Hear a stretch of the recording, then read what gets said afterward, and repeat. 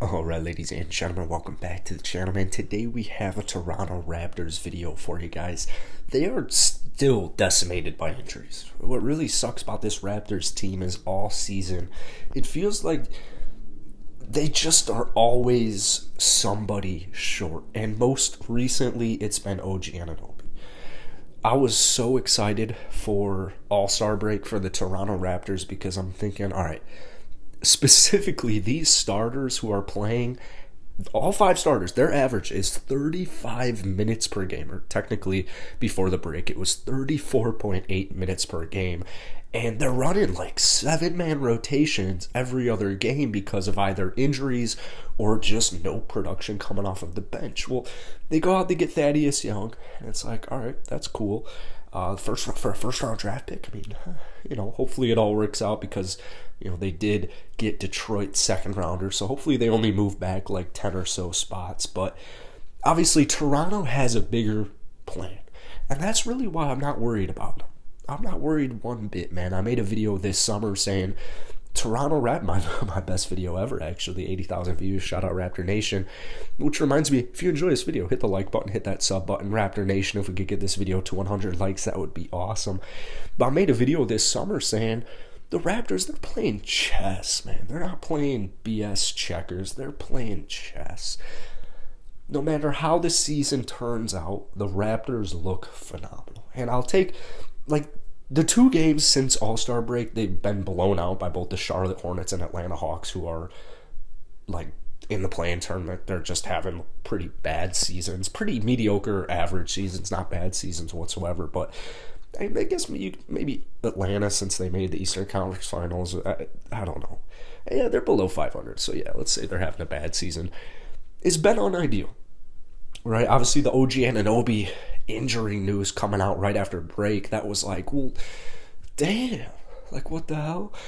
And so the good news is OG Anunoby, the Raptors they're feeling pretty confident that he's going to be able to play through his injury relatively soon. So hopefully in a week or so, OG is back. Now, in the grand scheme of things, let's take a look at this season.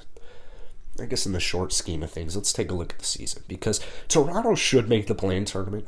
I guess that's the good part of the play-in tournament. I forget, honestly, how it really works. I think it's just really stupid. I agree with LeBron James saying whoever came up with the idea should be fired. I'm hoping that they don't go with this long-term and forever. But Toronto right now, the 7th seed. And Brooklyn's definitely creeping up there. Brooklyn might end up overtaking them just because looks like the mandate should be lifted in New York. So I would imagine in 2 weeks from now, Kyrie can play in home games. Then obviously you have the return of Ben Simmons, and that whole situation's kind of weird. So I guess Brooklyn's still kind of up in the air, but I think for the most part they're a solid team. You can't forget about them. Boston is 2 games ahead of them. You have Milwaukee up there. Cleveland's also up there. Cleveland's the 4th seed. They unfortunately might just kind of not go downhill, but they might falter a little bit from that 4th seed. I do think Milwaukee ends up getting that. They're only a half game out of it. But you're the 7th seed, man. And Washington is a whole 5.5 games out. They're 27-33. So I think Toronto, they should be able to make the playoffs this year, the play-in tournament. I don't even know if that counts the playoffs, which is why I hate it so much. But it's more, we're talking 3 years here.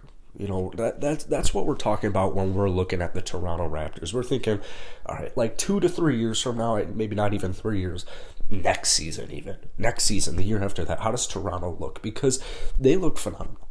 They look phenomenal. In these last 2 games, I've seen a lot of videos saying I'm worried about the Raptors and, what are the Raptors doing? And I think a large portion of that is, first off, you're missing OG Anunoby, who's giving you 17.5 points per game. But it's mainly specifically on the defensive end. I think a lot of Raptors fans, Raptor Nation already knew this, to be honest with you, but it's becoming abundantly clear here in the last couple of games. When you're without OG Anunoby, your defense is going to take a huge hit. A huge hit. And so that's what we're seeing. And so Freddie and Pascal last night against Atlanta, neither of those 2 players were supposed to play. Freddie was not even supposed to play. But considering how shorthanded they are, both of them gave it a go. And neither of them really did anything great whatsoever. Freddie, 24, 3 and 9, which you look at it, you're like, all right, that's super solid. He made some tough passes late in the game, but it was mainly on the defensive end where it was like, all right, Freddie is clearly, like, this injury, although he's playing, it's clearly affecting him. It's clearly bothering him because defensively, Freddie last night was not it. He was not it. And then you look at Siakam, who's dealing with some non-COVID illness. As a guy who's sick right now, I definitely understand. He looks super low on energy, 14 points, 10 rebounds, 5 assists, which isn't too bad, but 6 of 16 from the field. Defense not really there like it usually is as well. So both of those two guys are struggling, and you have OG Anunoby just straight up out. So you have 3 starters, 3 of your 5 starters dealing with an injury. Or I guess in Siakam's, it's not technically an injury, but you never know with illnesses. They can really knock you out, man. They can really knock you out. Scotty Barnes, he's super solid as well, but offensively speaking, you're not looking at Scotty and being like, all right, Scotty, now that OG's out, can you go drop like 20 every night for us? He's not there yet. Scotty Barnes is 20 years old. He's 20 years old. Kem Birch, Kem, man's tough because I saw some tweets yesterday and I kind of agreed with it where it was like, I was really excited about Kem this season. I was really excited about Kem just kind of long term because you get a guy who's in his prime. He's 29 years old. I feel like a lot of people don't realize how old Kem Birch is. But this season, 5 points, 4.4 rebounds. Like, Kem just really hasn't been able to do much on the defensive end. And offensively, you're not expecting much, but it's just kind of like both things are not looking good. I mean, last night, for example, he only played 12 minutes. He was a minus 24. He was a minus 24, and the Raptors were up 37-32 after the first quarter. Gary Trent Jr., not his night. That's something you just kind of deal with shooters, especially, is they're not going to have it every night. The bench, what I do like is I do like Thaddeus Young, and I do like Precious Achiuwa, and that gets me into my last kind of point here. If Toronto wants to make a kind of run in the playoffs this season, and I'm not talking long-term because Toronto's going to be just fine, man. Once the offseason hits and they just figure out their bench, they're going to be just fine. But if I'm thinking about the Raptors right now, first off, OG Anunoby, when he comes back, he's going to have a big impact. But I'm looking at this Raptors bench, and I'm pinpointing 2 guys specifically. Number 1, it's going to be whichever point guard's going to get the minutes. Since All-Star break, we've seen Delano get 12, and then 2 the next night. We saw Malachi kind of getting consistent minutes here. Whichever point guard, throw them both in the loop. Both of them need to step up, man. Both of them. Malachi, they're both young players, but Malachi Flynn at the end of last year, he was balling out. Delano Banton at the start of this year, he was balling out. So we know clearly they possess these traits. They possess these qualities to ball out. So we got to see it. And then number 2, it's Precious Achiuwa. We saw 21 points for him last night. This is a guy who, if he gets the ball right around the 3-point lane, he needs like 1 dribble, and it's a dunk. Precious Achiuwa is freaky athletic, and when the Raptors first acquired him, there was a lot of excitement. Then once Kem Birch comes back, he starts getting the starts.